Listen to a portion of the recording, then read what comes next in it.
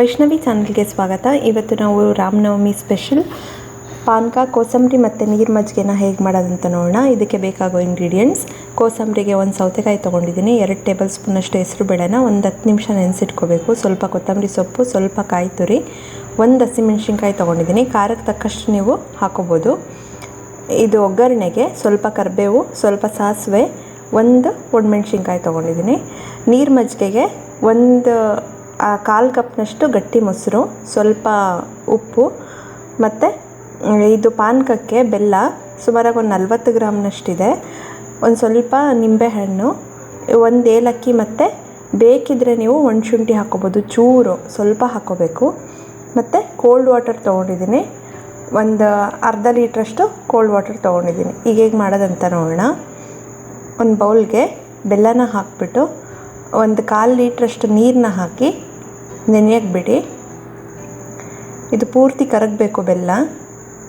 ಈ ರೀತಿ ಎಲ್ಲ ಮಿಕ್ಸ್ ಮಾಡಿಬಿಟ್ಟು ಕರಗಕ್ಕೆ ಬಿಡಿ. ಅಷ್ಟರಲ್ಲಿ ಏಲಕ್ಕಿ ಮತ್ತು ಶುಂಠಿನ ಕುಟ್ಕೊಳ್ಳೋಣ. ಈ ರೀತಿ ಪೂರ್ತಿ ಸಣ್ಣದಾಗಿ ಪುಡಿ ಮಾಡ್ಕೋಬೇಕು. ಈ ಪುಡಿಲಿ ಅರ್ಧದಷ್ಟು ಮಾತ್ರ ಹಾಕ್ಕೊಳ್ಳಿ. ಬೆಲ್ಲ ಎಲ್ಲ ಪೂರ್ತಿ ಕರಗಿದ ಮೇಲೆ ಅರ್ಧದಷ್ಟು ಮಾತ್ರ ಹಾಕ್ಕೊಳ್ಳಿ. ಹಾಕ್ಕೊಂಡು ಒಂದು ಸ್ವಲ್ಪ ನಿಂಬೆಹಣ್ಣು 1/4 ಭಾಗದಷ್ಟು ಹಾಕಿದ್ರೆ ಸಾಕು. ಹಾಕಿ ಪೂರ್ತಿ ಸೋಸ್ಕೋಬೇಕು.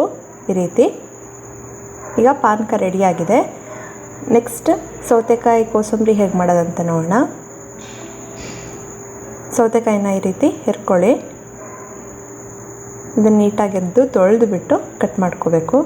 ಈ ರೀತಿ ಬಲ್ತಿದ್ರೆ ಬೀಜ ಇದ್ದರೆ ತೆಗಿಬೋದು. ಇದು ಎಳೆದಾದ್ರಿಂದ ಹಾಗೆ ಈ ರೀತಿ ಸಣ್ಣದಾಗಿ ಕಟ್ ಮಾಡ್ಕೋತಾ ಇದ್ದೀನಿ. ಈ ರೀತಿ ಕಟ್ ಮಾಡ್ಕೊಳ್ಳಿ.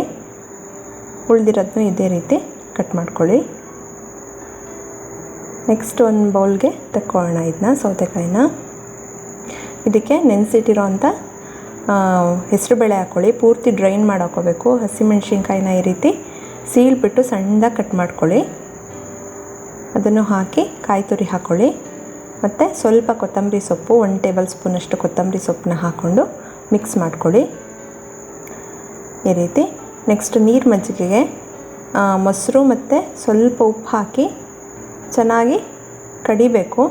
ಇದಕ್ಕೂ ಅಷ್ಟೇ 1/4 ಲೀಟ್ರಷ್ಟು ನೀರನ್ನ ಹಾಕಿ ಚೆನ್ನಾಗಿ ಕಡೀರಿ.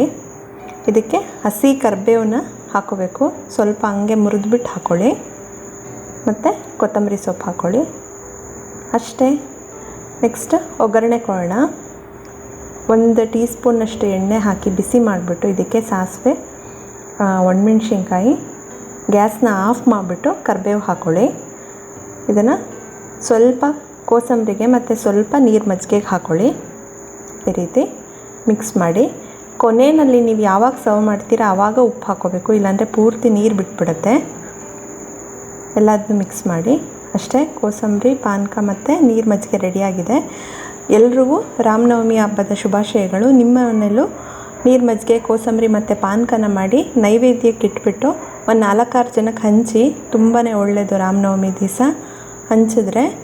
ಈ ವಿಡಿಯೋ ನಿಮಗೆ ಇಷ್ಟ ಆದರೆ ಲೈಕ್ ಮಾಡಿ, ಶೇರ್ ಮಾಡಿ. ಮತ್ತಷ್ಟು ಈಸಿ ರೆಸಿಪೀಸ್ಗಾಗಿ ವೈಷ್ಣವಿ ಚಾನಲ್ಗೆ ಸಬ್ಸ್ಕ್ರೈಬ್ ಆಗೋದು ಮರಿಬೇಡಿ. Thank you.